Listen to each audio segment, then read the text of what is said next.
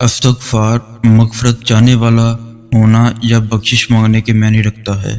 اسلامی عقائد اور سنت رسول میں استغفار کی بہت بڑی اہمیت ہے اور اس کو ایک بڑا عبادتی عمل تصور کیا جاتا ہے۔ استغفار کرنے سے انسان اپنے گناہوں کی مغفرت مانگتا ہے اور خداوند کی رحمت اور بخشش کی امید کرتا ہے۔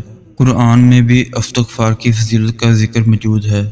ایک مشہور آیت مبارکہ ہے، کہہ دو اے میرے بندو، جو لوگ اپنے آپ پر لاپرواہی کرتے ہیں، خدا کی رحمت سے مایوس نہ ہونا، بے شک خدا تمام گناہوں کو معاف کر دیتا ہے، وہی بڑا بخشنے والا اور رحم کرنے والا ہے۔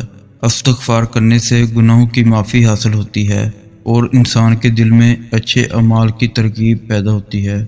استغفار کرنے سے روزگار میں برکت آتی ہے اور رزق میں اضافہ ہوتا ہے۔ استغفار کرنے سے دل پاک ہوتا ہے اور انسان کے دل میں ایمان کی تازگی آتی ہے، مشکلات کے حل کے لیے راہ کھلتی ہے اور مشکلات سے نجات حاصل ہوتی ہے۔